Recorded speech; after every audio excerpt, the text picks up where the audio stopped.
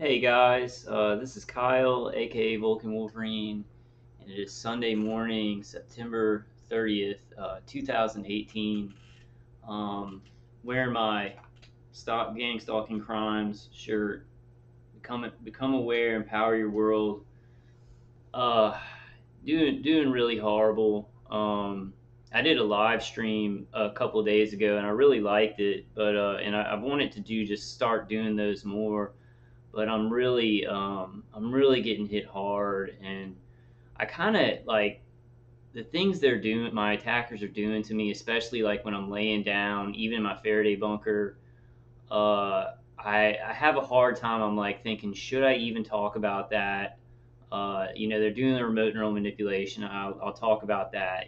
My brain feels like blanked out, my visual cortex, really a lot of bad anxiety and depression that's artificial. Um, I laid down and listened to Dave Case's CD, and it was relieving a lot of that. Uh, I guess I talk about it anyway. I have talked about it, so I don't know why I'm hesitant now. It's grotesque and embarrassing, but I think I do want to talk about it at the beginning of this video, because this is what I think about our situation. Damned if we do, damned if we don't. If you stay quiet, you're damned, because your attackers are gonna torture you, and you're not gonna get the information out. You might get tortured a little bit less, but in the long run, damned if you do, damned if you don't. That's kind of my feeling with speaking out about this. But this morning, or well, through the night, or I guess the last couple of hours I was sleeping, and as I woke up, they usually, for the last like couple of months, they've been focusing on my hips and my back, like pulsing pain through my hips and my back, like awful nerve pain. Um, and this morning it was, and this is another reason, I know that sometimes a lot of target individuals tell me they're like, well, I don't want to talk about exactly what they're doing to me and what bothers me, my attackers, because then they're going to do that thing more. Um, I think that even though they do have remote neural monitoring, um, and know what hurts you, they know what bothers you. Sometimes when you do vocalize it, um, they do use it more on you. So I know that's a consequence maybe of talking about things that really hurt us. But I do want people to know how urgent this is and how awful and satanic it is. I know all you guys who are suffering from this, who are surviving this torture, soft kill, experimentation. You'll know what I'm talking about. And I guess we talk about it all the time. I don't know. It was so gruesome this morning that I was like, should I? I mean, it's so embarrassing, and it's really dehumanizing. I'll just get to. I mean, they were microwaving me in my testicles, in my genitals, for hours and hours, like for about 3 hours, as I stayed in bed listening to Dave Case's CD, trying to get back to sleep. To the point where, and it's not just like, oh, it's kind of a bother. And I know it wasn't just external hits, even though I felt heat. And it was like, basically, I've told y'all about, I wear copper scrubbies in the front of my groin, so that if they're coming down at this angle, it will block it. But when I'm in my Faraday bunk, well, when I'm anywhere, they can come in like remotely. They can shoot a stream of directed energy, almost like parallel, like coming down at an angle like this, where it comes in under my copper scrubbies. And it was so bad that like I bend my legs up, and I had to keep readjusting, and it's really bad, because like I can remember back, to the beginning of this, to the beginning of when they started like hitting me in the groin with microwaves and the genitals. And it's been years and years and years, so it's very scary to me. I'm not like scared, like, oh, oh, I'm frightened. It's a scary thought, because electromagnetic frequencies, from smart meters, non-ionizing microwave radiation from microwave towers. It's dangerous to all of us. It causes mutations in our in our DNAs in our cells. Causes rouleau in the blood. It causes the blood to like get really unhealthy and not flow right, so you get headaches and things like that. And then it's like, my attackers have been hitting me in places like the soft tissue of my genitals for, it has to be, I mean, maybe before this, but at least like 7, 8 years. And that's a scary thought for me when I think of the things. And I'm not. This isn't supposed to be a scary video. I just really want to let it be known what is happening to us. This is very urgent. I know there are a lot of things in the news and things that people are, think, uh, pretty chaotic in the news and stuff about Kavanaugh. Um, and I don't really want to talk about that. I think, yeah, well, I guess I will. I'll just say, like, he resonated with me. I think he was telling the truth. And although his accuser, I think she might have gone through that. Uh, I don't think it was him. I don't think it was him. And he's going to be good for us if he gets in the Supreme Court. And there's one I needed to bring that up. There was one senator who talked about how the legislative branch has lost so much power, and the alphabet soup agencies are controlling everything, and that's why the Supreme Court is so important, and political battles start getting fought there. I'm gonna actually do a video on that. And I know that's really big in the news. I've been really paying attention to that. I don't think he did that, and I think that he's going to be very good for us. I don't see why some bad leadership in the Democrat Party would do what they did there, because all he wants to do is hold to the Constitution and give more power back to the legislative branch. Like he's a constitutionalist. So I don't know. I guess I won't get too much into that, because I have a lot of friends that are Democrats, and they, definitely think he did it.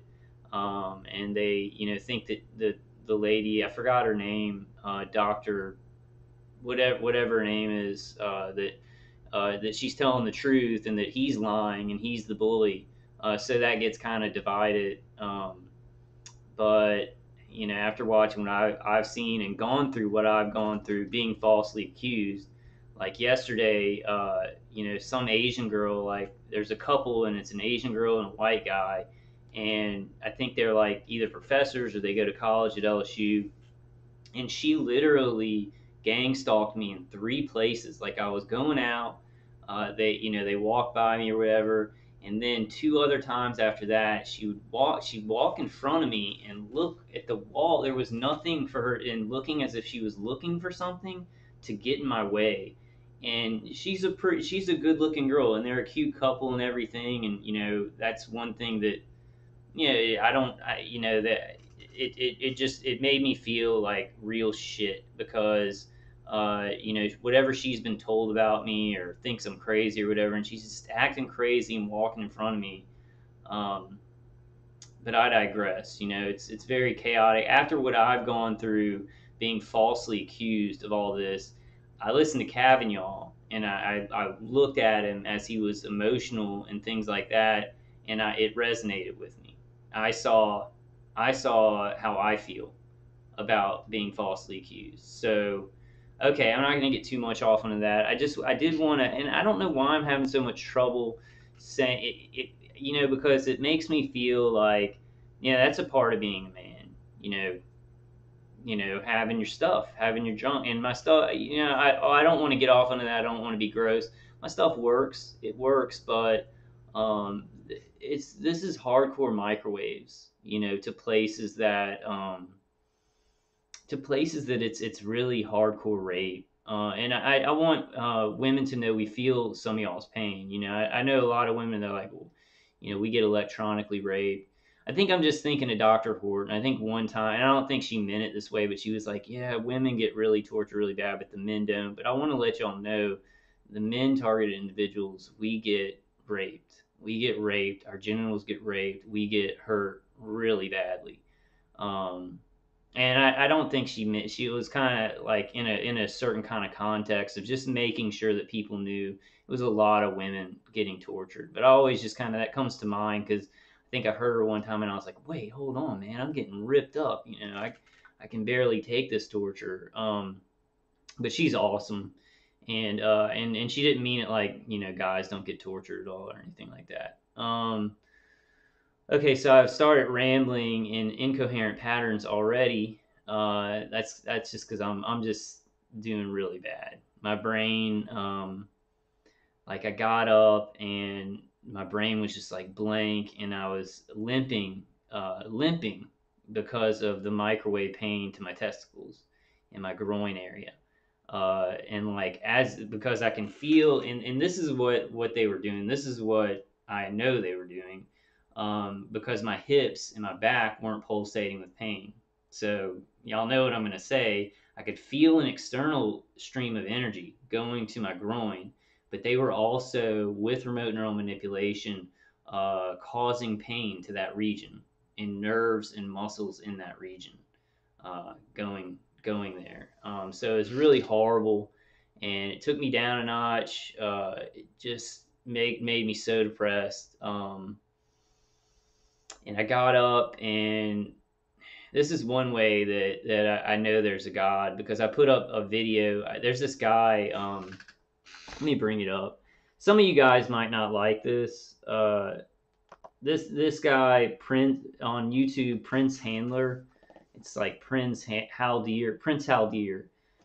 He edits these videos of like, you know, Marvel movies and action movies, and he puts them with like cool music, and they really pump me up. And I had one on YouTube, and I was just literally like, I couldn't feel adrenaline, like you know, feel like really traumatized, and my legs, like my legs in between there and everything, and just walking, in my stomach hurt so bad, and I just like, yeah, I mean, it's not like I didn't feel like I can't go on, because we have to go on, but it was like, how am I going to go on? How am I going to walk my dog today? How am I going to do this? Can barely, I feel like I want to jump out of my skin because I'm being hurt so bad. But I had a video of Prince Haldir when I woke up on my computer, because I had left it up there from a couple of days ago. I never listened to it, and I just started listening to all these videos that he did, that he's done. So check him out if you do like to be pumped up by music, and you like action movies and stuff. That maybe just for guys. I don't know. I guess a lot of women could like that too. It really helps me out. The music helps to unentrain, and it also kind of boosts what adrenaline that I have left. If I have any adrenaline left, it helps with that. Um, but it kind of showed me that, like, I get up and I feel like, how am I going to do this? And then I see something that kind of helps me, and I grab a hold of it, and I went and walked my dog and just listened to music, you know, and woke up for a little while. Now the pain is a little bit better, because I think when you lay down, like I've told you all this before, blood rushes to your head. They're sending signals to the brain and the nervous system, and when there's a lot of blood around nerves and things like that in your brain, they're going to be able to send stronger signals to the body, and that's what they do to me. They send strong signals to my hips, my back, pulsating with pain, and the microwaves they're sending to my head. Um, like, I mean, I clench my jaw up. It's so much pain, and just like clench my arms clench up, because like I can't like I don't want to scream, it's so much pain. But I do want to, I want people who are not TIs and maybe come to these channels with targeted individuals to know how urgent this is. This is murder. Like, this is murder. It's torture, it's mutilation. um, you know, it's microwaves the soft tissue of the body, and the brain and the nervous system. It's very serious, and they're doing specific things with it for research. um, I guess I'm kind of getting off topic, but I've mentioned this before, and this makes me very angry.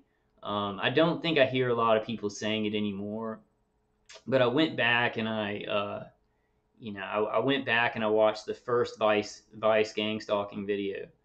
um, and I looked at the comments. I always look at the comments to kind of see see where the pulse of everybody is, to see what they're thinking. And there were so many comments by people who are not directly targeted. You know, they're probably getting cancer from their iPhones and their smart TVs and their computers, and they're probably by a huge cell tower that's just shooting microwaves into their head, you know, indirectly in a big cloud, in a big soupy cloud of electromagnetic frequency.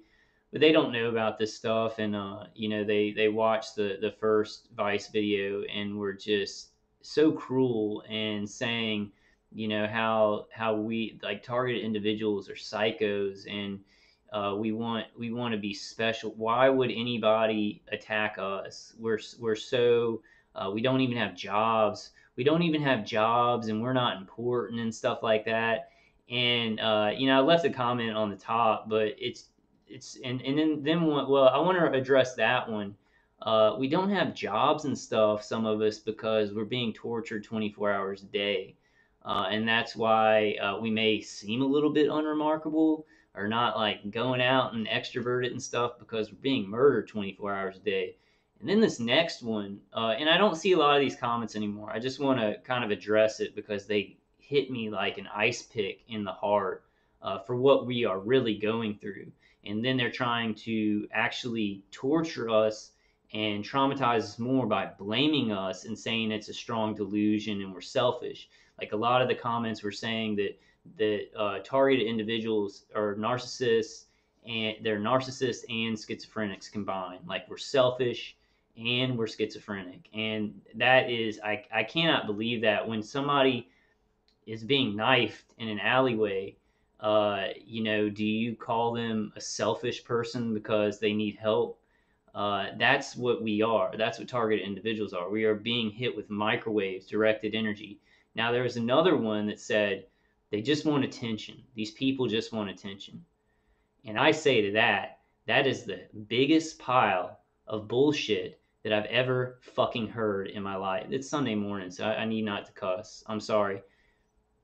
If anybody wants this kind of attention, you got to be kidding me. You got to be kidding me. If I was healthy and not being murdered by microwaves, I would be helping my family a lot more. I'd probably be married and have kids. I'd be have a lot of positive attention from people that really love me and were happy that I was doing well, and weren't worried about me all the time. So anybody that thinks that somebody wants this kind of attention, they're insane. They have lost their minds. They have lost their God. They have lost their minds. They have lost their minds. So sorry to get into that, but that's just kind of what's on my mind. I watched that. The next Vice gang stalking video, you know, was a lot better. The comments, you know, I think people figured it out. People, I think, in the phase of that where people were commenting on that first Vice video, you know how truth goes through three layers. It's first at first it's ridiculed, and we have been ridiculed. Then violent opposition. And I saw violent opposition. I saw people calling us psychos, saying we were dangerous, saying we were narcissistic and selfish, and we wanted attention. That's that phase of violent opposition, getting angry at us, even while probably some of these people, well, probably some of them were community-placed agents, but probably a lot of them were involved in gang stalking and harassing people being murdered, and then saying how crazy we are. But I'm sure a lot of them were just people who didn't understand this or haven't experienced it. That's called violent opposition to the truth. But it's not just a truth that it's not just a truth that's being lied about where nobody's really getting hurt and it's just deceit. This is deceit where people are being murdered and raped 24 hours a day. So it was just like, ugh, like being just hit in the gut. It was like being microwaved in the genitals, and having to move my legs around because I was so uncomfortable. Um, I can't believe that. I mean, I cannot believe that. If anybody says that they're being murdered by something, the first thing you jump to is not, well, delusions are very real. It's just not what you jump to. I mean, because you know, we do that if we start doing that with, okay, well, I'm being hit with non-ionizing microwave radiation.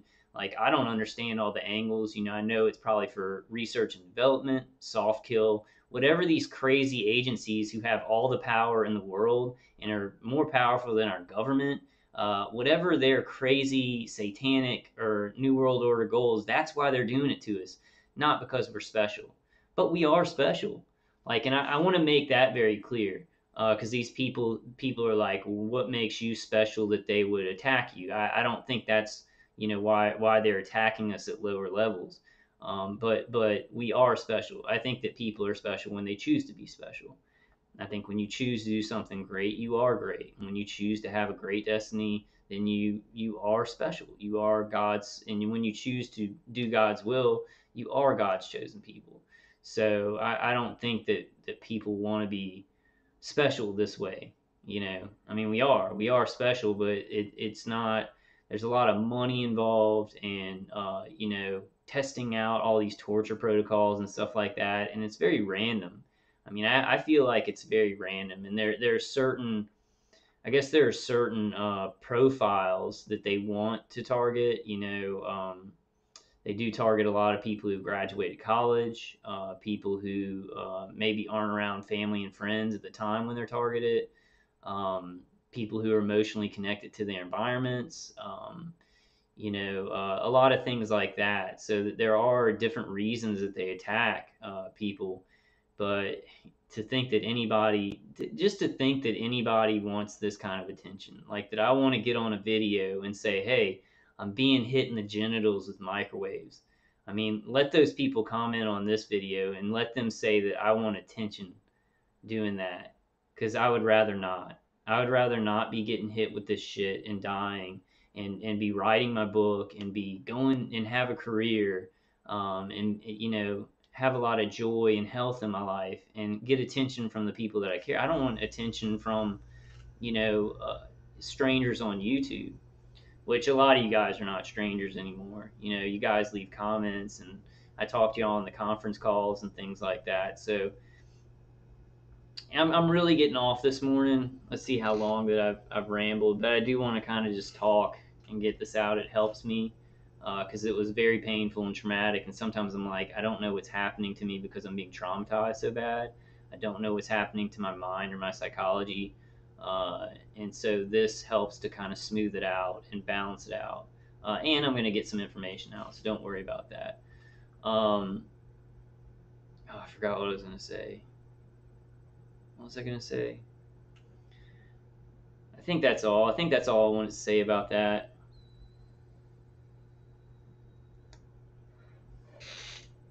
And I guess I'll get to the meat and potatoes. It's incredible that facet of it, how like we're being murdered and tortured 24 hours a day, but since people don't believe it, we then get in trouble from them, like because the DSM, because this has been set up to mimic the DSM to discredit us so they can do experimentation and kill us and whatever, and no one will help us or even participate.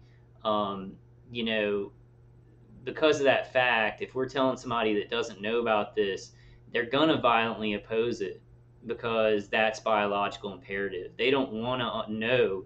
They don't want to know that there is something that could kill them at any time. That there's a program that might just all of a sudden pick them and their family to be experimented on with directed energy weapon systems. And it's harder to tell somebody something that they don't want to know than something they don't understand. Because I don't think a lot of us understand exactly how an iPhone works, but I can get the schematics for it and find out exactly how the frequencies go to the little transceiver in the phone, and people would be willing to learn because it's not going to harm them. But things that people don't want to know, that maybe they're like, okay, well, we really are in danger in our society, it's a lot harder to tell a lot of people. Now, some people, they're out searching for it because that's the only way we're going to survive, is to know what we're up against. But a lot of people don't want to know. They just want to enjoy their lives and wait for it to hit them. And then when it hits them, then they'll care about it, and then it'll be too late.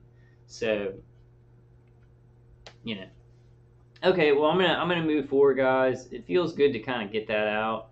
I want to do some of these positive quotes. Did I start the video with a prayer? I forgot. No, let me start it. Let me start this video with a prayer, after my ramblings. What has it been? It's already been like 30 minutes. Okay.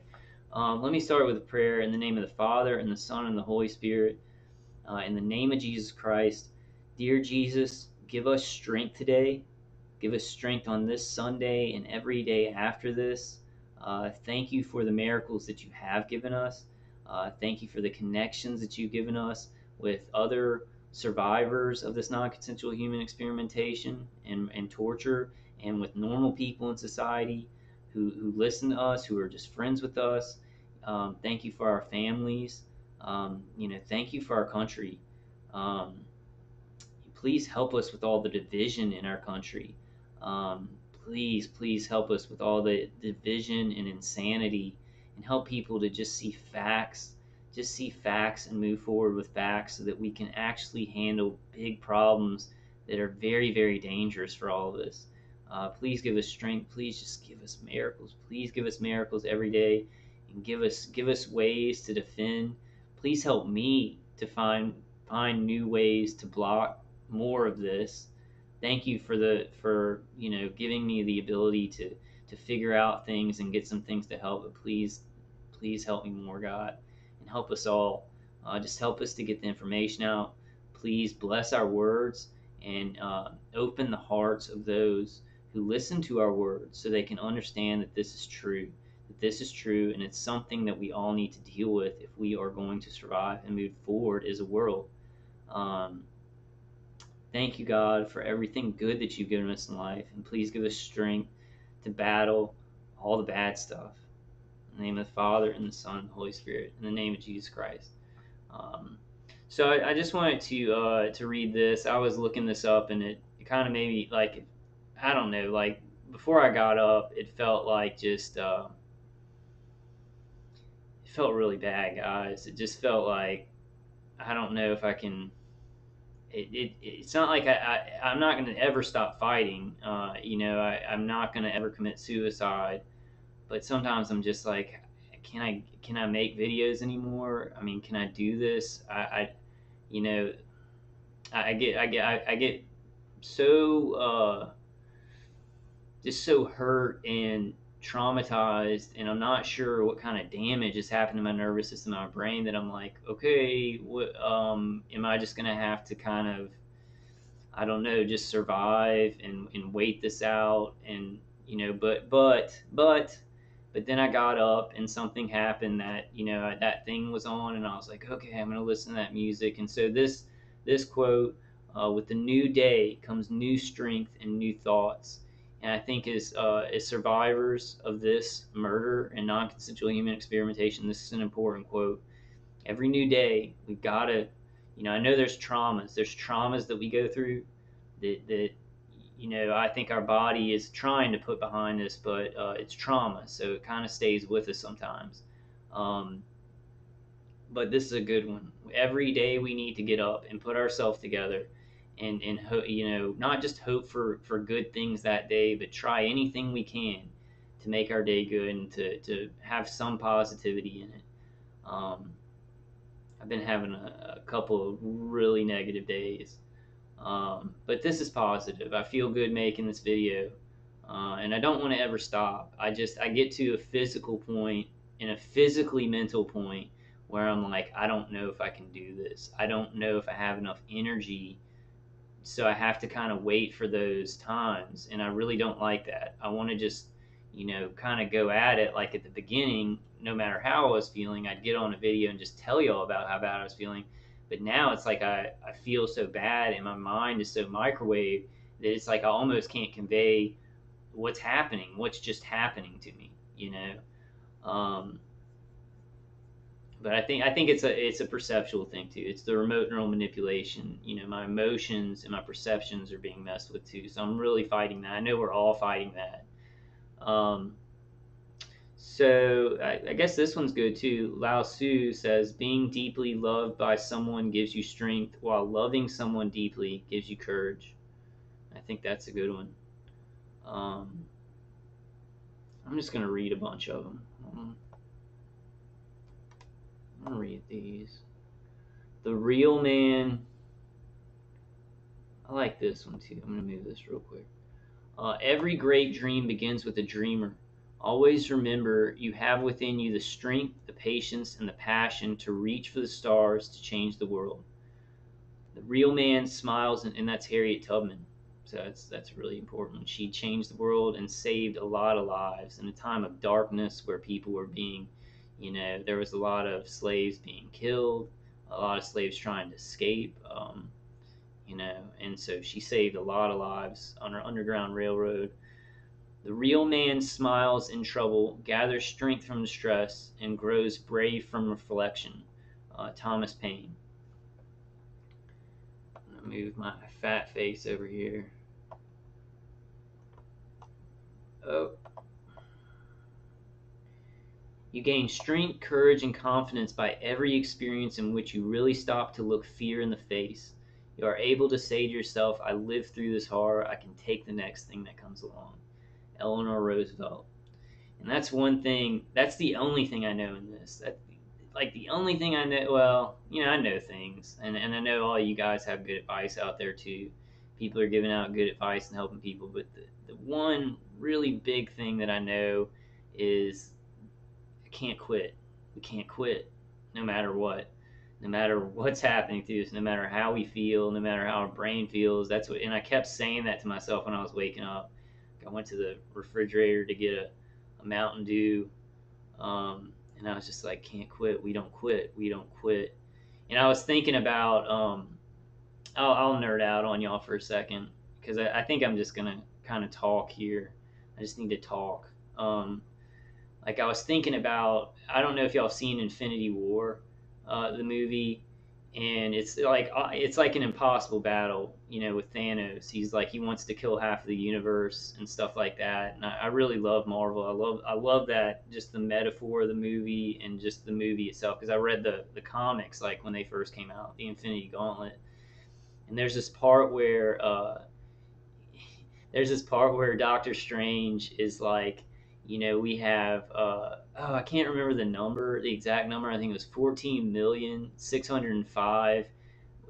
He uses the time gem to like look at all these different possibilities of how they can win, and he comes back because he's like kind of in a trance, and he's like looking through time, and he's trying to see all these possibilities and stuff with the time gem, and he comes back and he tells Iron Man, he goes, there's 14 million, I think this is the number, it might not be the exact number, but he says there's 14,605 uh, uh, different possibilities of how the battle can go.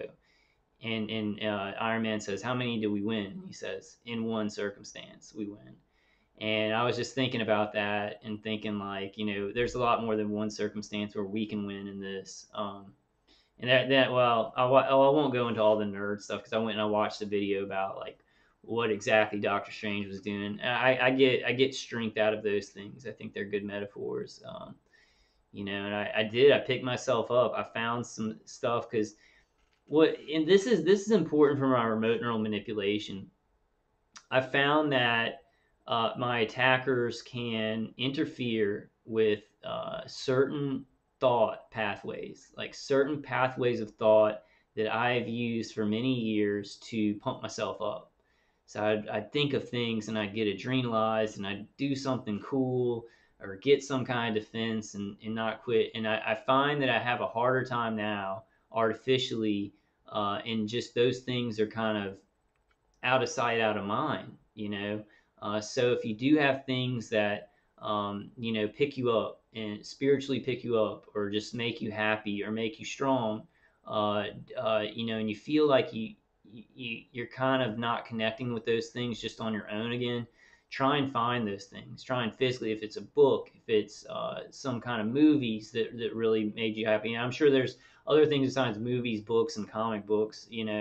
That's just my nerdy life. But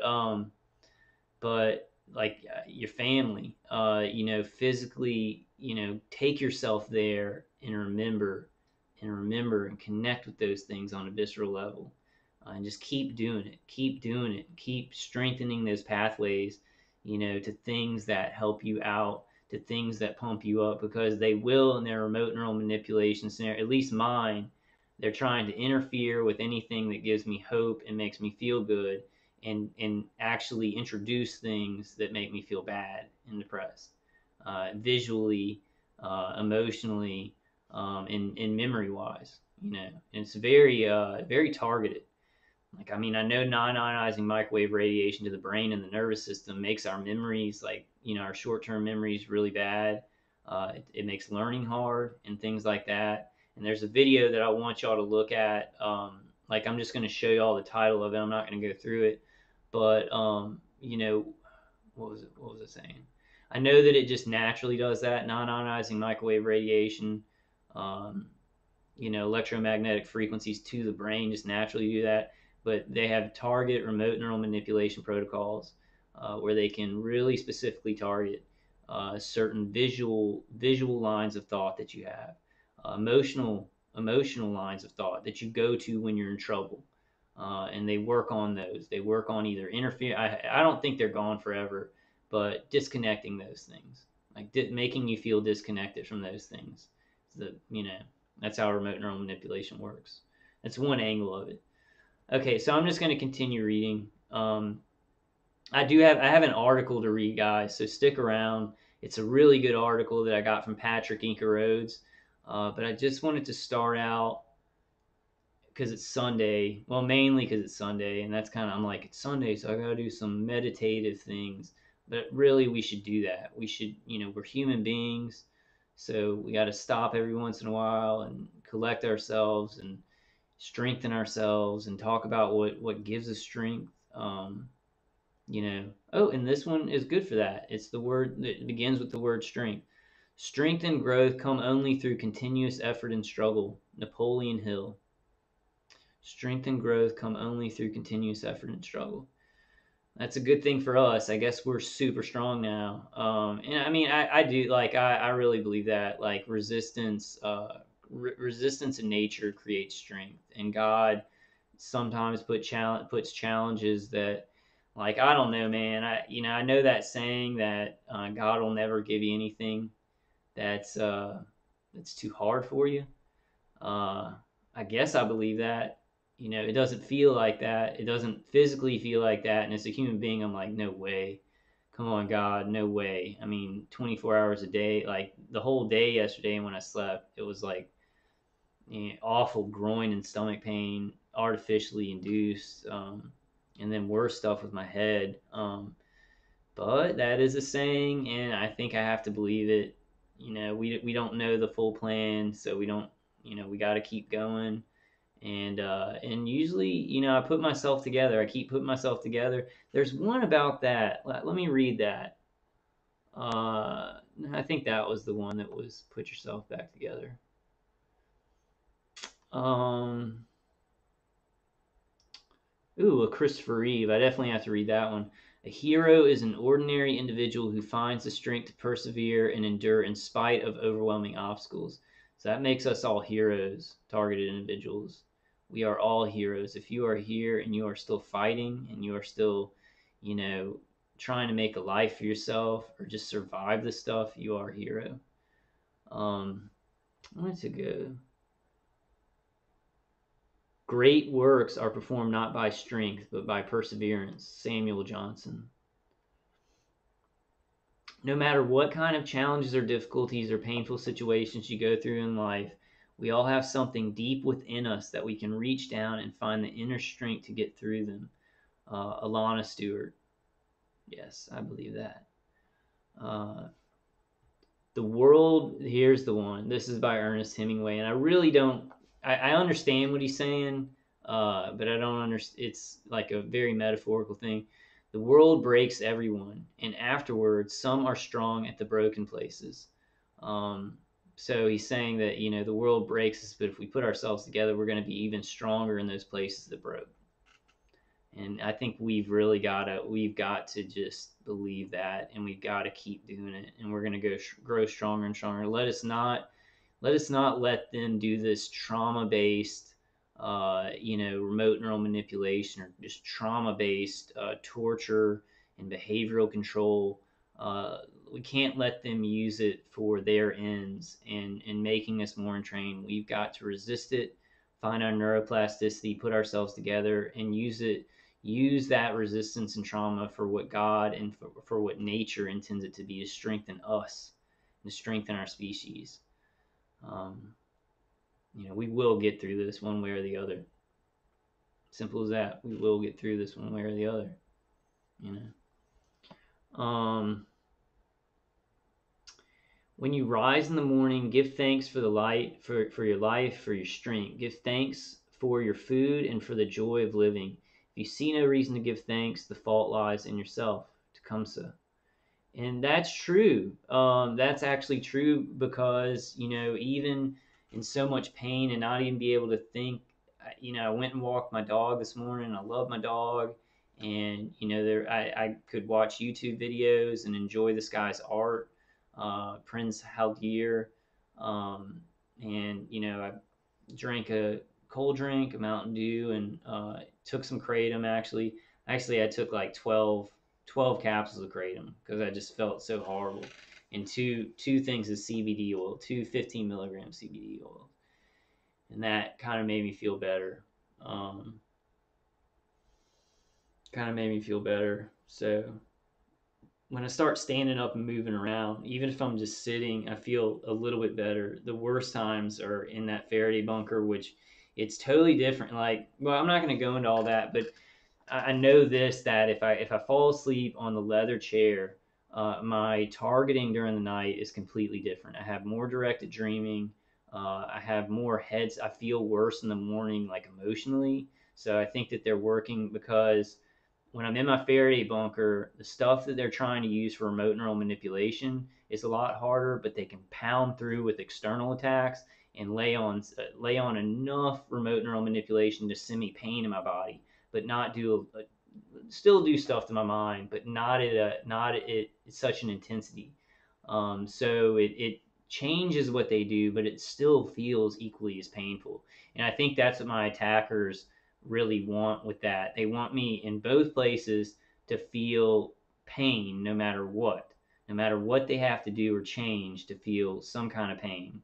Um, but I'm going to fight that. I'm just going to fight it.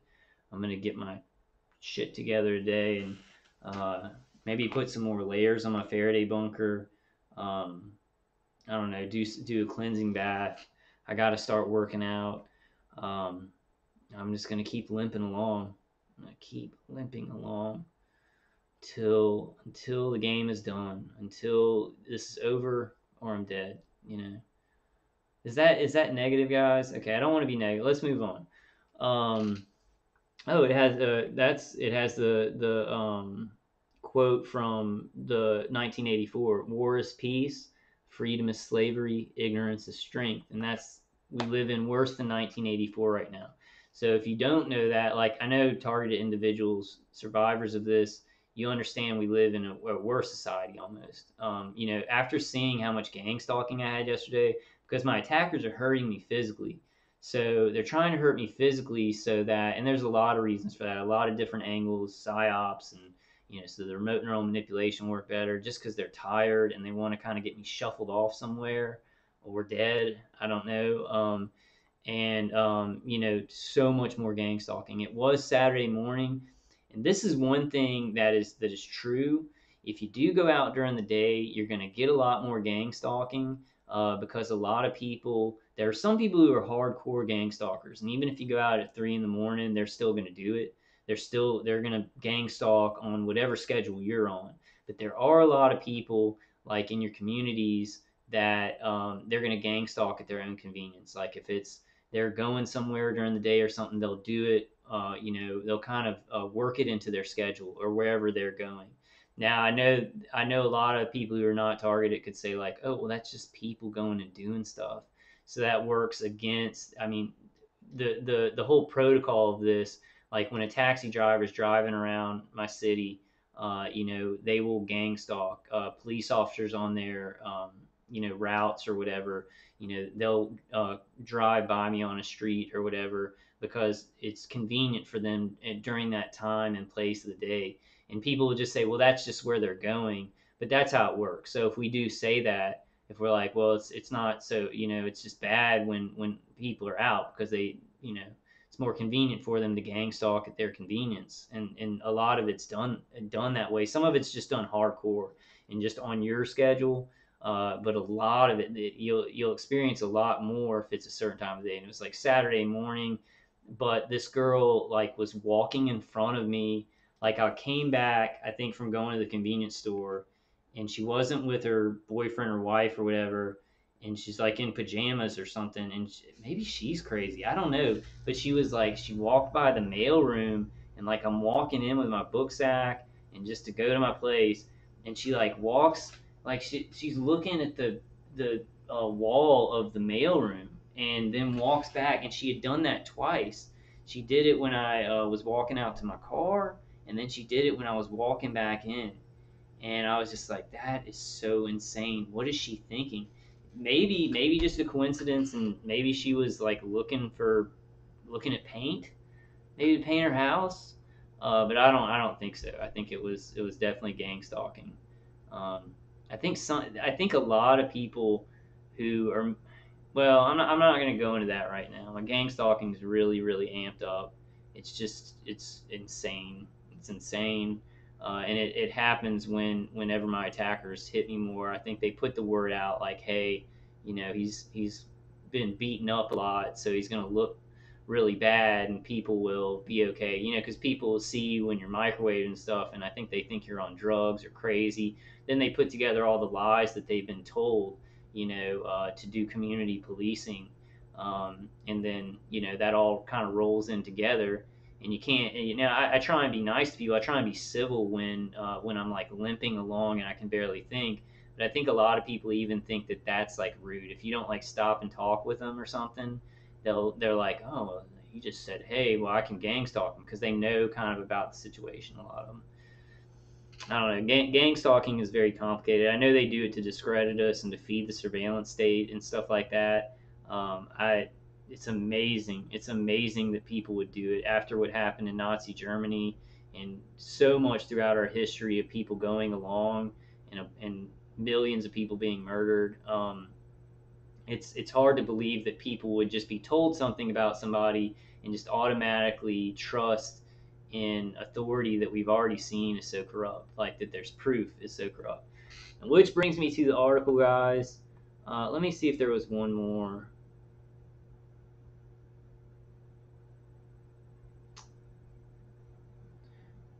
Angelina Jolie. Let's end with a quote by Angelina Jolie. I do believe in the old saying, "What does not kill you makes you stronger." Our experiences, good and bad, make us who we are.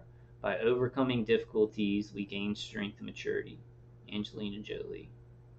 This one, Walt Disney and Angelina Jolie. Ick.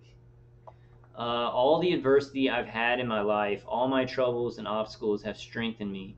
You may not realize it when it happens, but a kick in the teeth may be the best thing in the world for you. A lot of this and that's Walt Disney. I, yeah, yeah. A lot of this has made me a lot stronger, and I can see a lot of people who it's made a lot stronger. But while we're going through just torture, like where you can't even think, and I was like twisting my legs around, and like because I was in so much pain and concentrating because my body is just so worn out from physical torture, and I was like kind of curled up like in this weird position because I was being microwaved so bad. You don't really think about how strong this is making you.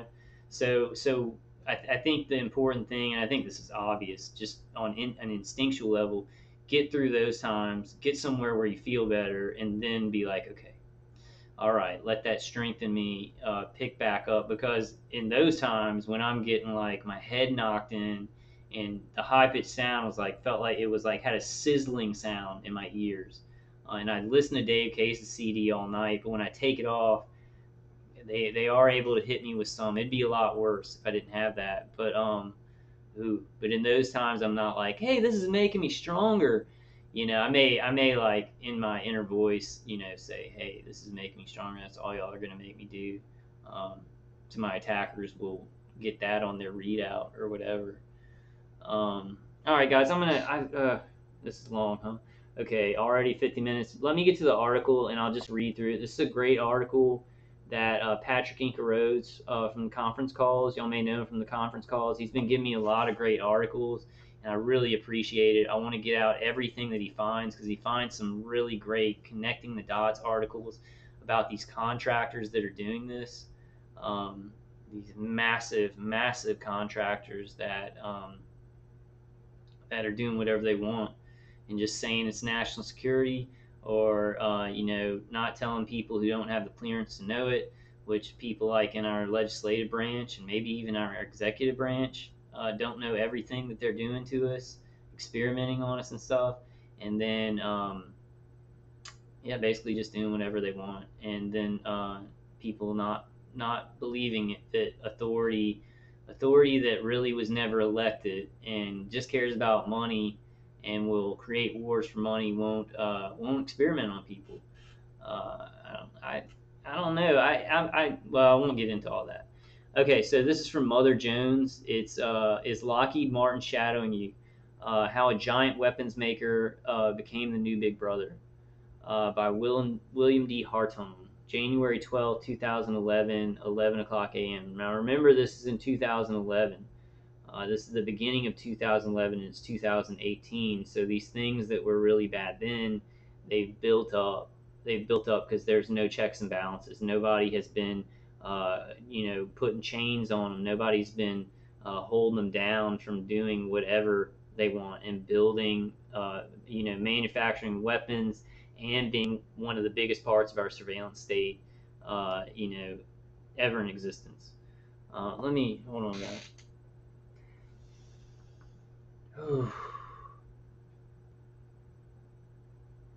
I hope y'all are doing good out there. I hope y'all are surviving.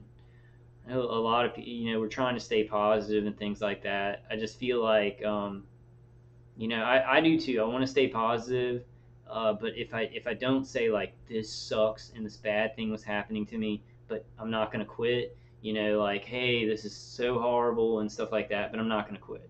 So a balance of like, this fucking sucks, and then like, how are we gonna beat it? How are we gonna survive through it? So if y'all, you know, that's just how I have to do that. I would go insane if I got on these videos. I do it a little bit. Like, I feel a lot worse than I'm kind of smiling and reading and look calm. So I do it a little bit, but but really, it's like, we got to be balanced. Like, we need to know how much this sucks and how dehumanizing it is and how crazy it is for people to just not even just allow us to be murdered and not do anything about it, but also participate and then call us crazy. Like, so layers and layers of injustice. And they need to know, these people involved, or people who don't know anything about this, like, don't know anything about gang stalking, don't know anything about non-consensual human experimentation and torture by directed energy weapon systems. I forgot what my point was going to be, but they need to know that how horrible this is, because it could just happen to them at any time. And even the people who gang stalk, it can happen to them. They can just at any time, the click of a fingers, this horribly urgent stuff could happen to them, and then they're like, whoa, wait, I was laughing at this a while ago and now it's happening to me. And this is happening in our society. Like, these things that we've learned about and we shake our head about with Nazi Germany and, in Russia and Mao Zedong in China, these things that we thought we got past, it's happening in America, it's happening in other countries, it's happening with newer technologies and more deceit. I guess you could say a more, I don't want to say intelligent deceit, but a more practiced deceit, like protocols.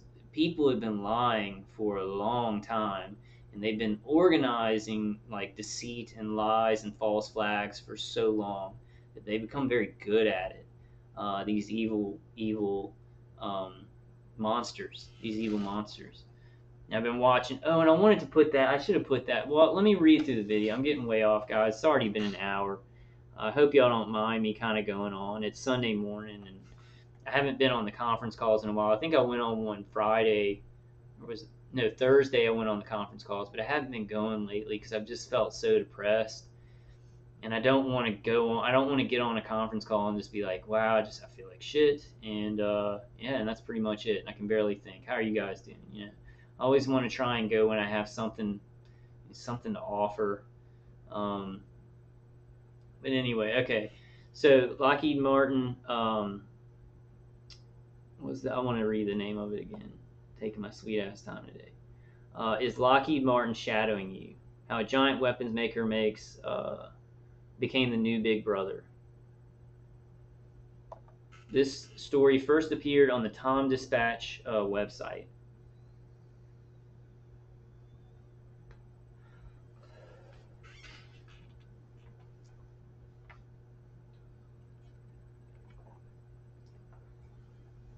Okay. Have you noticed that Lockheed Martin, the giant weapons corporations, is shadowing you? No, then you haven't been paying much attention. Let me put it this way: if you have a life, Lockheed Martin is likely a part of it.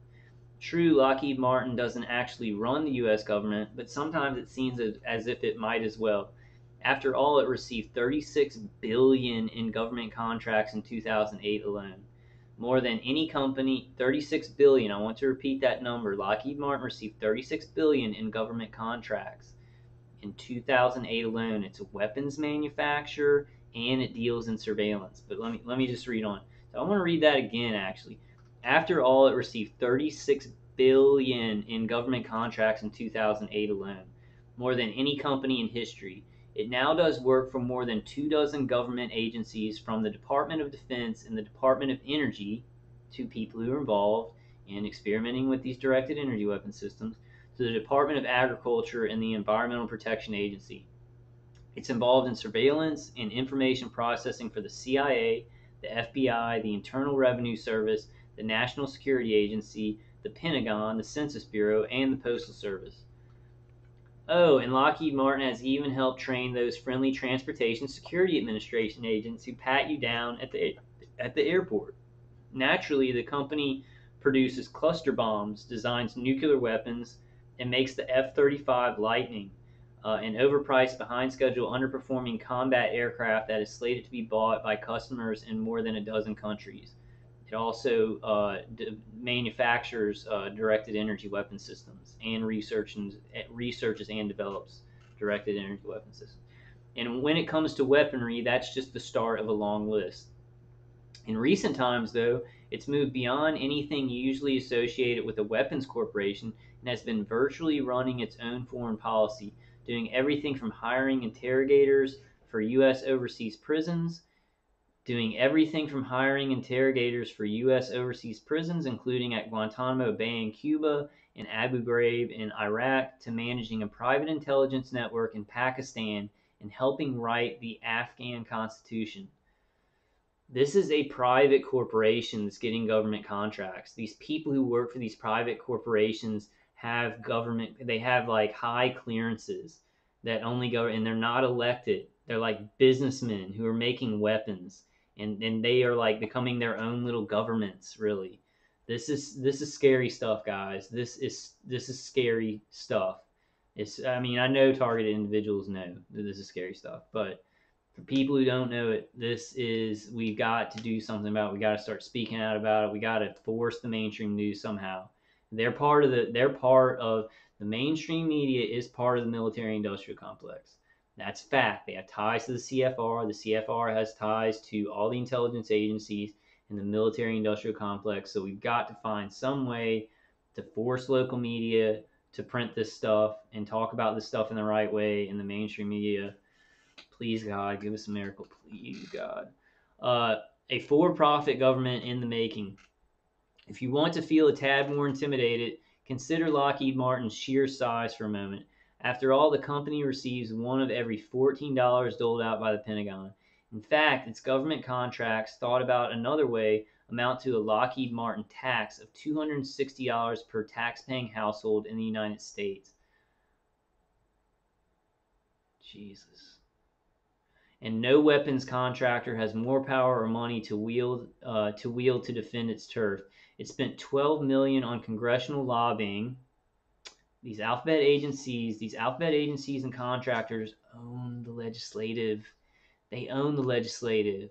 People, these people, these senators and congressmen, they're elected for a couple of years and they're gonna leave office. So they're worried about getting reelected, but they're also worried about lining their pockets and doing what the. I mean, this is. So, okay, it's $12 million on congressional lobbying and campaign contributions in 2009 alone. Not surprisingly, it's the top contributor to the incoming House Armed Services Committee chairman, Republican Howard P. Buck McKeon of California, giving more than 50,000 in the most recent election cycle. It also tops the list of donors to Senator Daniel Inouye, a Democrat from Hawaii, I think, the powerful chair of the Senate Appropriations Committee, and the self-described number one earmarks guy in the U.S. Congress.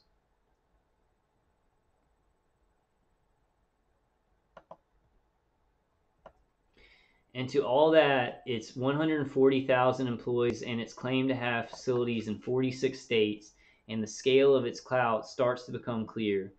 While the bulk of its influence peddling activities may be perfectly legal, the company also has quite a track record when it comes to law breaking.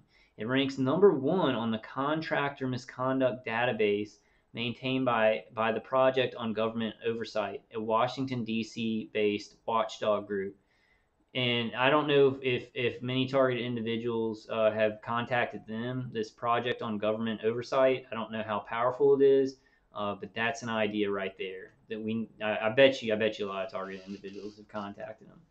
I'm gonna look into it. I was gonna. Well, I don't want to get off on that. I kind of want to finish this article, but I just want to say I say that a lot. Like I was like, oh, I'm gonna call Dr. Galam, but I kind of, eventually I was like, why do I need to call her? She's writing articles. It's good. It's talking about microwaves, but like I don't see how calling her is gonna fix things. But I think this could be one. I don't know. I mean, I may still, but I'm just like trying to survive and get the information out. And I was like, I could call her, but what? Just hey, I'm a targeted individual. Yeah, I mean, I guess I still need to do that. We still need to do that. How in the world did Lockheed Martin become more than just a military contractor? Its first significant foray outside the world of weaponry came in the early 1990s when plain old Lockheed, not yet merged with Martin Marietta, bought Datacom Incorporated, a company specializing in providing services for state and city governments, and turned it into the foundation for a new business unit called Lockheed Information Management Services, IMS. In turn, IMS managed to win contracts in 44 states and several foreign countries for tasks ranging from collecting parking fines and tolls to tracking down deadbeat dads and running welfare to work job training programs. The result was a number of high profile failures, but hey, you can't do everything right, can you? Under pressure from Wall Street to concentrate on its core business implements of destruction, Lockheed Martin sold IMS in 2001. By then, however, it had developed a taste for non-weapon work, especially when it came to data collection and processing. So it turned to the federal government, where it promptly racked up deals with the IRS, the Census Bureau, and the U.S. Postal Service, among other agencies. As a result, Lockheed Martin is now involved in nearly every interaction you have with the government. Paying your taxes, Lockheed Martin is all over it. The company is even creating a system that provides comprehensive data on every contact taxpayers have with the IRS, from phone calls to face meetings. Um, Want to stand up and be counted by the U.S. Census? Lockheed Martin will take care of it. The company runs 3 centers in Baltimore, Phoenix, and Jeffersonville, Indiana, that process up to 18 tractor trailers full of mail per day at the height of the 2010 census count. For 500 million, it is developing the Decennial Response Information Service (DRIS), which will collect and analyze information gathered from any source, from phone calls or the internet to personal visits. According to Preston Waite, Associate Director of the Census, the DRIS will be a big catch net, catching all the data that comes in, no matter where it comes from. All data, all metadata in the world, from everybody. Everybody's surveilled. And when I say that, like everybody's surveilled, like on your computer, in your homes with your smart meters and everything like that. I mean it. Everybody's surveilled. Everybody in America, and people in other countries probably all them too. We're all surveilled. Like we're all surveilled. Nothing, nothing is secret. We do not have privacy anymore. That's not my biggest concern, actually. My biggest concern is to stop being murdered.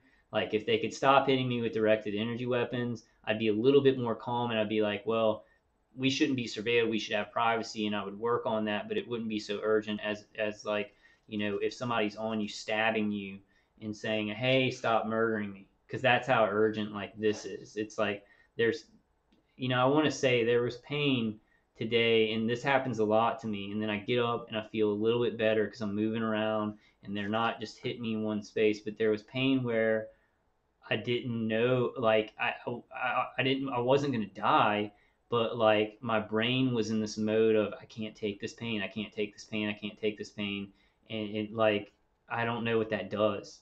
I don't know what that does to my mind. I have no idea. I'll just fight it the most, but it's hard to explain that. It's not hard to explain it for people who go through this. For you guys out there who are surviving this, I mean, y'all understand this, where you're sitting there and you're getting hit with external microwaves and they're doing shit to your mind, and you're just like, I don't know if I can take this.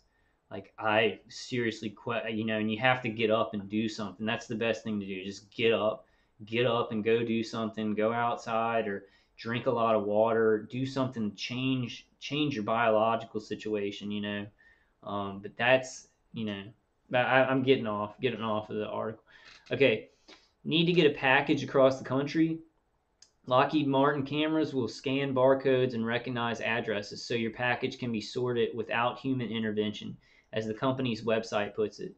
Plan on committing a crime? Think twice. Lockheed Martin is in charge of the FBI's Integrated Automatic Fingerprint Identification System, IAFIS, a database of 55 million sets of fingerprints.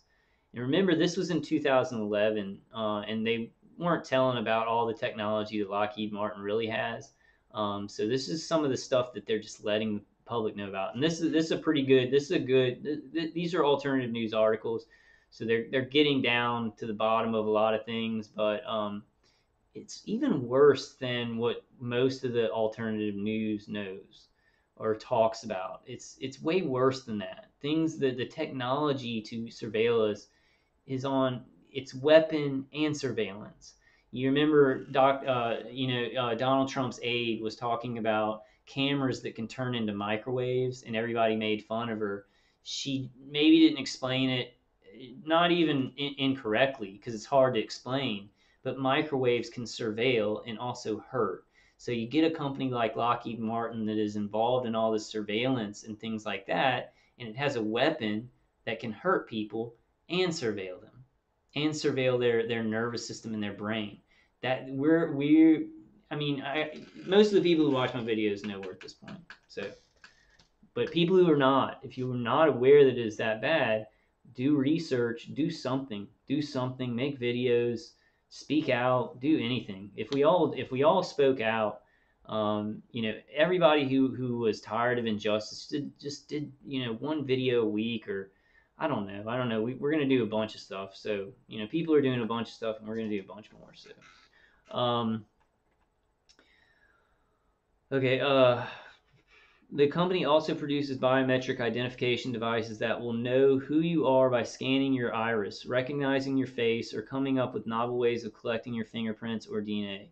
As the company likes to say, it's in the business of making everyone's lives and so personal data an open book, which is, of course, of great benefit to all of us. How untrue that is. Thanks to biometric technology, the company proclaims people don't have to worry about forgetting a password or bringing multiple forms of identification. Things just got a little easier. Things just got a little bit more convenient, didn't they?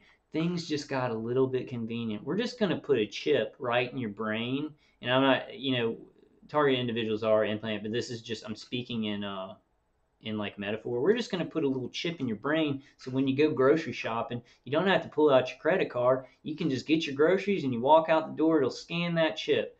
Convenience. Convenience is how they push out all this stuff that is so dangerous.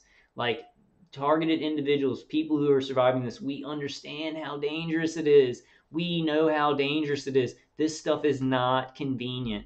It's not convenient.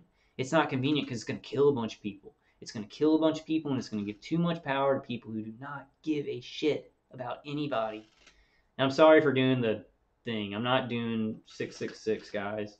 I've been doing. I have to talk with my hands because I'm so low energy that I feel like I'm pumping energy through my body.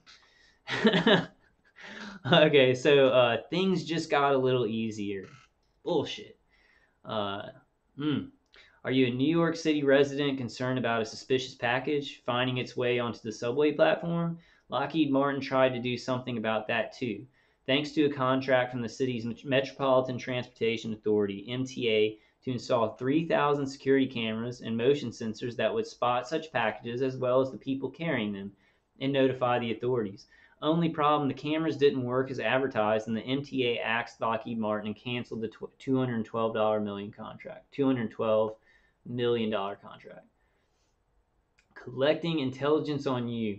If it seems a little creepy to you that the same company making ballistic missiles, and this is a good point they're making here, if it seems a little creepy to you that the same company making ballistic missiles is also processing your taxes, assessing your fingerprints, scanning your packages, ensuring that it's easier than ever to collect your DNA, and counting you for the census, rest assured, Lockheed Martin's interest in getting inside your private life via intelligence collection and surveillance has remained remarkably undiminished in the 21st century. I like the sarcasm. I love the sarcasm in this article because it's just like it's how they present it. It's how all these evil people with 5G and smart meters is going to make things so convenient, and look out, here we come. And then they just start smashing your head in with microwaves. And they're like, look how convenient it is. Look how convenient. Your family's dead. Your family's dead. Look how convenient. All right, I'm sorry, guys. It's Sunday morning. I don't know what's going to come out of me sometimes. Like, it's like I'm so fucked up from like this trauma. I'm all right, though. I'm just joking. I'm all right. I'm all right. Okay. Tim Sharrock, author of the seminal book Spies for Hire, has described Lockheed Martin as the largest defense contractor and private intelligence force in the world. As far back as 2002, the company plunged into the Total Information Awareness (TIA) program that was former National Security Advisor Admiral John Poindexter's pet project. A giant database to collect telephone numbers, credit cards, and reams of other personal data from U.S. citizens in the name of fighting terrorism. The terrorism. We've got to fight terrorism. The terrorists need to fight terrorism. Terrorists. The terrorists need to fight terrorism. They'll blow up the buildings. And, yeah, terrorism. Okay, citizens in the name of fighting terrorism. The program was defunded by Congress the following year, but concerns remain that the National Security Agency is now running a similar secret program. And yes, they are. Yes, they are. In the meantime, since at least 2004, Lockheed Martin has been involved in the Pentagon's Counterintelligence Field Activity, CIFA, which collected personal data on American citizens for storage in a database known as Threat and Local Observation Notice, and far more dramatically by the acronym TALON. It's cute. It's cute. All those acronyms are very cute, like Talon, and Satan, and whatever the fuck they come up with. While Congress shut down the domestic spying aspect of the program in 2007, assuming that is that the Pentagon followed orders, CIFA itself continues to operate. In 2005, Washington Post military and intelligence expert William Arkin revealed that while the database was theoretically being used to track anyone suspected of terrorism, drug trafficking, or espionage, some military gumshoe or overzealous commander just has to decide someone is a threat to the military for it to be brought into play. And it's way worse than this. This was in 2011. Among the threatening citizens actually tracked by CIFA were members of anti-war groups. As part of its role in CIFA, Lockheed Martin not only only monitoring intelligence, but also estimating future threats. Future threats. People who have not ever done anything, but they may do something in the future. Let's give our people who are not elected and just want to make money off of war. Let's give them the ability to say what is a person that will create a future threat. Maybe somebody that disagrees with the government. Maybe somebody that disagrees with, or maybe somebody who has a pocket constitution. They might be trouble in the future. Um, Okay, so Lockheed Martin was not only monitoring intelligence but also estimating future threats. Not exactly inconvenient for a giant weapons outfit that might see anti-war activism as a threat. Lockheed Martin is also intimately bound up in the workings of the National Security Agency, America's largest spy outfit. In addition to producing spy satellites for the NSA, the company is in charge of Project Groundbreaker, a $5 billion 10-year effort to upgrade the agency's internal telephone and computer networks. While Lockheed Martin may well be watching you at home, it's my personal nominee for 21st Century Big Brother. It, they're Booz Allen Hamilton is also huge. I don't know if they're as big as Lockheed Martin. They may have, no, probably Lockheed Martin's bigger. These things could be governments unto themselves, agencies unto themselves, in their private corporations, manufacturing weapons, and wrapped up in surveillance. Private companies with clearances that are just being created and popped up to have clearances to surveil us all and collect data, not governmental agencies, guys. They're giving clearances like governmental agencies, but they're not elected. They're just people who are in the whatever club, Satan club. It's my personal nominee for the 21st Century Big Brother. It has also been involved in. Everybody knows what I'm saying though, so when I say it like, "Hey," I'm just trying to get it to those people who don't know that they're actually murdering people. I think everybody knows about the deep state now. People know, like everybody in the legislative branch, like senators were talking about it at the Kavanaugh hearing or whatever. One senator took his time to actually say how weak the legislative branch is and how the executive branch is expanded. This is how the executive branch expands, because then the CIA, the intelligence organizations, the Pentagon, the DoD, they have all these contractors and subcontractors, and it's like bolstering, well, kind of bolstering it's kind of its own branch. Yeah, he said fourth branch. So I don't see it as bolstering the executive branch. I see it as a fourth branch, its own branch. It's its own entity, and it's stronger than all of the other branches combined because it can do whatever it wants and say it's national security, it's to fight terrorism, or you don't have clearance to know that. It's dangerous, and these people are not elected. I want to stress that the people who work for these contractors, they have lifelong positions and are not elected by the public. Um, while Lockheed Martin it has also been involved in questionable activities abroad that go well beyond supplying weapons to regions in conflict. There were, of course, those interrogators that recruited for Americans' offshore prison system for Guantanamo Bay to Afghanistan, and the charges of abuses that so naturally went with them. But the real scandal the company has been embroiled in involves overseeing an assassination program in Pakistan.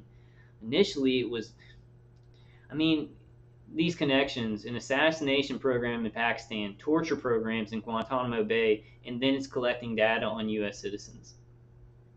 It's running assassination programs and torture programs. So it's just going to collect data on citizens, and it has weapons. I mean, let's put together the dots. Put the dots, connect them. The dot. There's a dot here, and then a dot here, and then a dot here. And we just connect those. Oh, went the wrong way. Connect those dots. Let's connect the dots.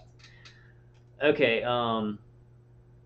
It's just crazy, like how we just discuss this stuff, and it's gonna murder us.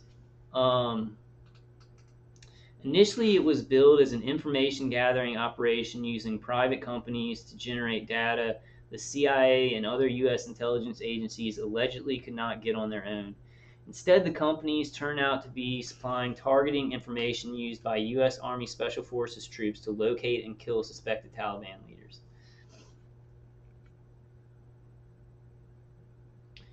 The private firms involved were managed by Lockheed Martin under a $22 million contract from the U.S. Army. As Mark Mazzetti of the New York Times has reported, there were just two small problems with the effort. The American military is largely prohibited from operating in Pakistan, and under Pentagon rules, the Army is not allowed to hire contractors for spying. And that's gone away. Those rules, they don't, there's a rule, it's called a law, that you can't murder and torture somebody. But these contractors are doing it. These intelligence agencies are doing it because they make their own rules. And they say you can't know about our rules because we're fighting terrorism. You see where there's a problem with that? There's a problem with that. There's a huge problem with that. People are being murdered as we speak because of this problem. All right. Lots of people are being murdered. Lots of innocent people are being murdered. And I'm not just talking about targeted individuals. Okay. Where was I? I don't remember where I was, guys. As Mark Mazzetti of the New York Times has reported, there were just two small problems with the effort. The American military is largely prohibited from operating in Pakistan, and under Pentagon rules, the Army is not allowed to hire contractors for spying. Much as the Iran-Contra scandal of the 1980s, when Oliver North set up a network of shell companies to evade the laws against arming right-wing paramilitaries in Nicaragua. They've been practicing how to, create these little shell companies and front companies and stuff like that to kind of get through the law of not being allowed to deal drugs and do human trafficking and murder people and experimenting on people and rape them and just traumatize their brain to points where people don't have the same brain like literally. I mean, it's not like somebody put another person's brain in my head. It's gotta laugh. Let's laugh, even though it's not funny. Okay, and much as in the Iran-Contra scandal of the 1980s, when Oliver North set up a network of shell companies to evade the laws against arming right-wing paramilitaries in Nicaragua, the Army used Lockheed Martin to do an end run around rules limiting U.S. military and intelligence activities in Pakistan. It should not then be too surprising that one of the people involved in Lockheed Martin managed network was Dwayne Dewey Claridge, an ex-CIA man who had once been knee-deep in the Iran-Contra affair. It's because people go from the CIA and these alphabet agencies to the executives of these contractors, where maybe they didn't even really leave the CIA or the alphabet agency, that they're still working for the CIA or alphabet agency or DOD or whatever. They're still working for them, but they're just running a private company too. No conflict of interest. No, this is all good. Everybody go back to sleep. Everybody go back to sleep. The Emperor's clothes are fine. I'm sorry about that, guys. My head really hurts. Just trying to kind of lighten myself up. Hold on a second. Maybe some nicotine vapor in my lungs will help. Big Brother. There's also been a softer side to Lockheed Martin's efforts.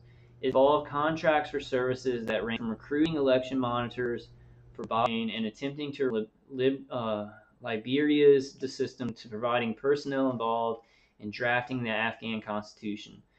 Most of these projects have been carried out by the company's PAE unit, the successor to a formerly independent firm, Pacific Architects and Engineers, that made its fortune building and maintaining military bases during the Vietnam War. However, the soft power side of Lockheed Martin's operations, as described on its website, may soon diminish substantially as the company has put PAE up for sale. Still, the revenues garnered from these activities will undoubtedly be more than offset by a new $5 billion multi-year contract awarded by the U.S. Army to provide logistics support for U.S. Special Forces in dozens of countries. Actually, I don't think they just sell, organizations like that or projects like that. I think that they just subcontract them out. Like they just basically create a whole little another organization that's really still working for them, but is separated so they can get get more money for more contracts. They can say, well, we're not doing this anymore, but they actually still are doing it. They've still infiltrated those subcontractors. I mean, that's what my research has told me, that these people really, they never, they never tell the truth. That's what I want to say. They never tell the truth. Okay, consider all this, but a Lockheed Martin presses. A full accounting of its shadow government would fill volumes. After all, it's the number one contractor not only for the Pentagon, but also for the Department of Energy. It ranks number 2 for the Department of State, number 3 for the National Aeronautics and Space Administration, and number 4 for the Department of Justice and Housing and Urban Development. Even listing the government and quasi-governmental agencies the company has contracts with, it is a daunting task, but here's just a partial rundown.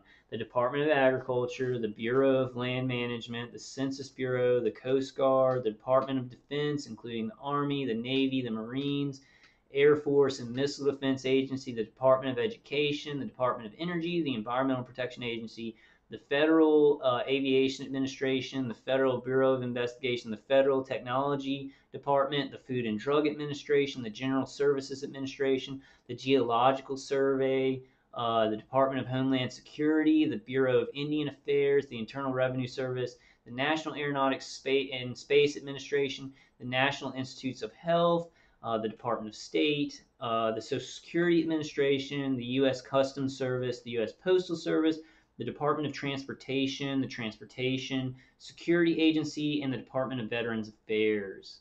And so, after all those things that it is, that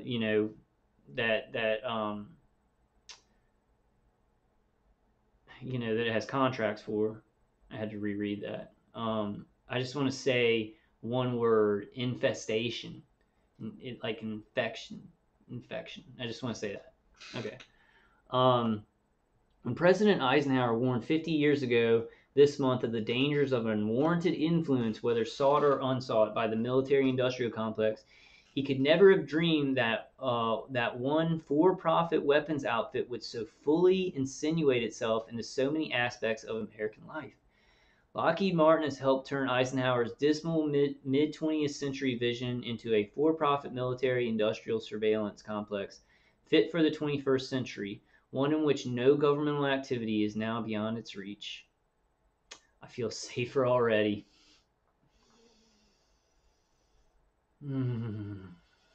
Okay, guys, I think that's the end of the article. Let me read this part about William D. Hartung is the director of the Arms and Security Initiative at the New American Foundation and the author of Prophets of War, Lockheed Martin and the Making of the Military-Industrial Complex, Nation Books, January 2011. To listen to Timothy McBain's latest Tomcast audio interview in which Hartung discusses the unsettling reach of Lockheed Martin, click here, or to download it on your iPod here. And y'all will have the link at the top. Okay, guys, I think I'm at like an hour and a half, and I'm getting kind of tired. I wanted to, yeah, and I mean, I think that speaks for itself. I just want to show y'all like what a mess we're in, and that was in 2011, and Lockheed Martin had its fingers in all these government agencies and government contracts, Department of Energy, which brings me to this. Richie from Boston, check him out. I don't agree with every video. I don't agree with everything he says, but he's a good guy. He is targeted. He's a really good guy, and he gets a lot of views, and he talks about stuff that people are interested in, and he talks about this is a documentary. I don't think he did it. There was some other guy who did it, but he then mirrored Richie from Boston, mirrored it on his channel. Please check out Richie from Boston's channel and subscribe. I think you'll like it. He is a targeted individual. He doesn't talk about that all the time. He talks about a lot of stuff. He's a good guy. He's a good man, and he's getting a lot of information out. It's called, if you go to Richie from Boston, and the link is up at the top too, but go to Smart Meters, the Invisible Control System. Smart Meters, the Invisible Control System. This kind of ties in to that article a little bit on a certain angle, because Lockheed Martin is a weapons manufacturer. They're a weapons manufacturer, and in surveillance, and they have contracts with the Department of Energy. The Department of Energy is who, makes up regulations and everything for smart meters. You see, and you need to watch this documentary. It's hard to watch, especially if you are a survivor of this, like getting hit with these microwaves. It's very hard to watch. It's painful. It's really painful. So I guess be in a place where you're not too emotionally down, because it's like I got really down after watching this. There's solutions and there's smart people talking about it, and there are things you can do, but this 5G system, like these smart meters that they break into people's houses to put them on their houses. They break in and they put off tons of non-ionizing microwave radiation. They've murdered, like this old lady was being, I don't think she was directly targeted like by directed energy weapon systems, but she had a bank of smart meters on her bedroom wall, and she started having nosebleeds and was like experiencing severe health issues. It's a really good video. It made me very angry and sad, but we have to know what they're doing, and I think we should all. This is I need to work on this too. If I can get, I'm just really trying to survive and just eat and like not go insane, but I want to get my smart meter taken off. It's not just because the smart meters in the condo where I live, there's an embankment of them like probably 30 feet away, and that's not really what I'm worried about because I think they're. I mean, I'm probably getting some microwave radiation from them, but I'm getting directly attacked, so whatever. But the thing is that all these, like my PlayStation 4, computers, smart TVs, and everything like that, they have devices in them that communicate with smart meters. So if you have a smart meter connected to your house, your refrigerator, all your appliances are going to be putting out this non-ionizing microwave radiation signal, this EMF signal, all of them. So if you don't have a smart meter, the smart appliances aren't going to be sending those signals around and filling up your place with electromagnetic radiation. But if you do, like, so even if your smart meter is way away from you and working, your appliances, my PlayStation 4 is like talking back and forth to my smart meter, not like like AI talking, but like with a signal. It has something inside of it, so it's producing more Wi-Fi energy to communicate with that smart meter. So there's a lot of things in this. This guy is very thorough and he's very smart. He's very smart and he goes through a lot of details and talks to a lot of important people about this. This is one that everybody should watch. Everybody should watch. Smart Meters, The Invisible Control System by Richard Boston. I might go through a couple of things from it. I'll watch it over. I kind of didn't want to do that because some things are very sad. Like, there was this one guy who went to I think it was the University of San Diego, and there's this huge quantum computer there and a huge microwave tower for this quantum computer and whatever they were doing. It may have actually had something to do with us and research on testing electromagnetic frequencies and directed energy. It actually might, but they didn't say that in the video. But he went to the University of San Diego and he worked near there, like he worked in that building with the huge microwave tower, and he got a huge brain tumor, and he was very young. And there's many other. I mean, there's people getting cancer from this stuff all the time, and then there's huge Wi-Fi towers right by schools. People are fighting this. And a lot of those people are actually they talk to targeted individuals because we're trying to get together with them because I think like iPhones and stuff like that can give you cancer. That's dangerous. My priority is, however, the purposeful directed energy weapon systems being aimed at my genitals and my head and stuff like that, because the health effects are very bad. And they actually have some studies where it connects autism. They go back to where the mother was pregnant before the healthy mothers who had healthy babies. I guess people with autism, yeah, they are unhealthy. Um, Mothers who had healthy babies, they went back to where they were sleeping during their pregnancy and staying during their pregnancy. And they took the mothers who had the autistic children and brought them back to their environment when they were pregnant. And they found this one guy, and he's towards the end. He did a whole study, and he found that there were absolute links to the amount of non-ionizing microwave radiation, or electromagnetic frequencies, or wireless energy, or directed energy, whatever you want to call it. That massive amounts in the plate. Well, you know, higher levels than the mothers with the healthy babies.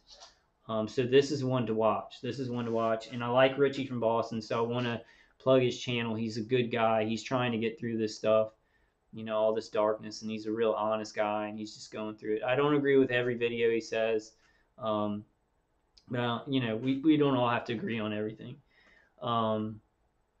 I don't know why I want to emphasize that. Just watch his videos. He's a good guy. He puts out good information. I don't know why I have to do that. Ugh, sometimes I love myself a lot. Okay. All right, guys. I think that let's go ahead and read this quote. I think I put it up there to read, but I like totally forgot.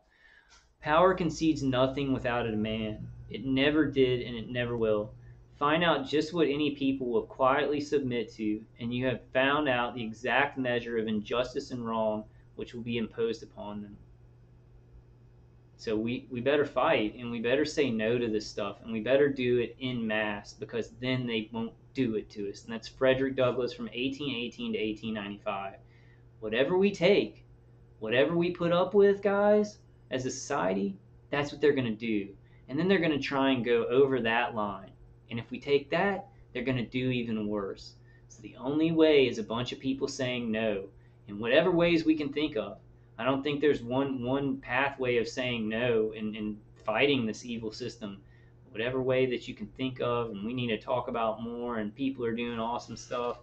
And even if you just can't think like me, you can put up a YouTube video with you know, articles and documents and stuff like that, or just telling about your testimony, your experience, even with smart meters, especially with smart meters. And people are doing this. So, all right, guys, that's going to be kind of the end of my video today. Stop gang stalking crimes, become aware, empower your world. Directed energy weapons used on innocent targeted individuals. Learn the truth. StopGangStalkingCrimes.com. Ask for a flyer. I got my flyers in the other room. This is from Terry. StopGangStalkingCrimes.com. He hasn't been on the conference calls lately, but I've kind of been slacking off on the conference calls too. I'm not sure if he's still going out and handing out flyers. I need to get in touch with him. But and you can go to his website. Yeah, I think he has the shirt company. You can contact the shirt company and ask for this. But I'll get more information on that. I'm sure you guys know where to get some T-shirts. You can also get some T-shirts from tichronicles.com. All right, guys, I'm gonna go ahead and wrap it up. I'm gonna try and make more videos. I know I look all right when I'm making these videos, but I don't know. I don't feel right. Like my head doesn't feel right, and I guess I do an okay job anyway. It always feels. I'm like, I don't. It's a weird thing. I know that it's artificial because everything that I did before. Well, I don't know how long I've been targeted, but targeted really everything that I did before I knew I was targeted and was getting overtly, horrifically tortured. You know, I felt pretty confident in, and I felt pretty intelligent, and I was like, well, you know, even if I'm not the smartest guy or whatever, I'm a good guy. So people will respond to me, and sometimes I don't feel. It's not like I don't feel like a good guy. I feel not very warm and fuzzy, you know. And it's good to be warm and fuzzy and like people and have a good, you know, like, hey, I like you and you like me, and then you can learn more from each other. And sometimes I'm just like, I hate the world. I guess I don't feel it's, you know, you guys know what I'm saying. As survivors of this, you're being hurt so badly that it's hard to be a ray of sunshine all the time. But we don't have to do that. That's not our job. You know, our job is to survive, to give info to each other, to try and balance as much as we can, and to be good people. You know, we don't have to be nice people all the time. We have a lot of people attacking us and gang stalking us and lying about us. Sometimes we're going to be kind of frustrated and maybe, you know, say something to a gang stalker, or, you know, just not think that you're being real. Like yesterday, I kind of, I'm the type of guy who have always been nice to people my whole life. I always talk to them. I'm always like in the community, fun, trying to be funny and stuff like that. And the Asian girl, like I felt bad because I was like, that's crazy. Like she was like coming around me and looking around, but she didn't even say hey. And she's like trying to get in my way, and I was like, what does she think about me? And I knew what was happening, that she was trying to gang stalk me, so I just tried to get around her, and I didn't say like, hey, oh hey, how you doing today and stuff like that. I think I said hey, but sometimes I feel like I'm not nice for all that crap, and we don't have to do that. We just have to be good people. We're fighting people who've been lied about us. They're going to act on those lies. Since they are acting on those lies, like people who are involved in gang stalking, if they want to call it community policing, if they are just trusting in authority to tell them the truth, and they're basing doing what they're doing off of lies, they are the bad people. They are the bad guys. I mean, that is a reality. They want to create a reality where they decide who's the bad and the good guys, and they can do as much bad as they want, but as long as they lie about you, then they're the good guys and you're the bad guys. Because these insane people think they can just create reality, which you can affect your reality by being real positive and having a lot of faith in it, but you can't change reality. There is a truth and there is a hard wiring to reality that these people who are attacking us don't believe in, because they're insane cultists. And that's where we're going to fucking bite them in the ass. That's where we're going to get them. Sorry about the cussing, guys. I didn't cuss too much today. Sometimes it just helps me to get it out. But I hope I gave y'all some information that's helpful. I'm gonna try and just, maybe I'll make another video today. I'm feeling not good physically, but I feel a little bit inspired because I got up this morning and I made a video no matter how crappy I felt. And I always love doing these videos. I'm gonna try and do more live streams when I feel better, because I kind of like reading the chat. Like I want to read the chat and respond, and I want to kind of be able to get to everybody in real time. Not everybody, but get to the good questions in real time. So I kind of want to have a little bit of energy for that. Um, so we'll just see. I'm not going to promise anything. I always do that. I'm like, I'm going to do this or I'm going to do that. I'm going to do what I'm going to do, and then I'm going to do something. I'm gonna do something. I'll be doing stuff. I'll definitely be making videos, and we'll just see. I don't want to make, because the kind of pain I'm going through, and I know y'all all understand this. I don't want to be like, well, I'm going to do this. I'm going to do this. I'm going to get this done. I'm going to do as much as I can, and I think that's all that we can do. You guys keep going. I love everybody out there that is surviving this. I love you guys. Somebody says like, no, not just one person, but there are a lot of people who say there is no targeted individual community, and I think that's just how you perceive things. Patrick Inca Rhodes, like he gives me this good information in articles, and I put it out on a video. That's a community. Conference call where you're having a chat with 3 people and you're enjoying it. That's a community. People are going through the same thing as you, even if you have differences. It is a community. I think people are saying it in other kind of terms, but I do see us as a community. Any people who suffer through stuff like this, we are the same. I mean, we should connect, because I know I have a hard time connecting with people who have no idea about it. It's like we're in different realities. I still do. I still try and reach out and still talk to people and just kind of go to their level sometimes of, oh yeah, your nails are broken, or Cheetos are good, or did you see CNN? Whatever things that aren't like, oh my God, I'm being murdered right now and microwaved and I need immediate medical attention. I can't believe all these crazy people don't know about it. What the hell is going on? You can't always be like that. Um, I always feel like that, but I can't always act on it. All right, guys. I love y'all. I hope y'all are getting through this. I hope you're surviving. I still need to re-go through some things that helped me, but I'm having trouble right now too. I'm not blocking everything out. I'm not, spinning plates with the defenses. I'm trying to get energy to do that, because then you get into a good cycle. So I want to try and get into a good cycle. I'm really trying. Um, None of us are perfect. We're all trying our hardest. Um, and that's all we can keep doing, is keep going. I love you guys. Please comment below, and I want to read through some of the comments. I need to do videos soon, just reading some of y'all's comments. That's why I like the live chat, because a lot of people who comment came to the live chat. I can talk to y'all there, so y'all feel like y'all are involved. We all feel like we're involved and talking about this stuff, because I'd never put aside time to go through. I like read them, but I'm like, what should I say to that? That's a good comment. I need to just start putting like go through them and be like, yeah, I really think that too. But always want to leave like a long comment, a long thought out comment, and I still will. I'll just make it a little bit more brief, maybe a little bit more brief, and maybe get to y'all. I'll try. I'll try. I like the little heart thing, so I can go to the ones that I like. All right, guys. I love y'all. I hope you're finding some comfort. Have a good Sunday, and have a good every day. And even if you're in a lot of pain, I know that in those moments of like, I don't know what my brain's going to do right now. Is my body going to collapse? Am I going to black out? It's not easy to be like, this is making me a whole lot stronger.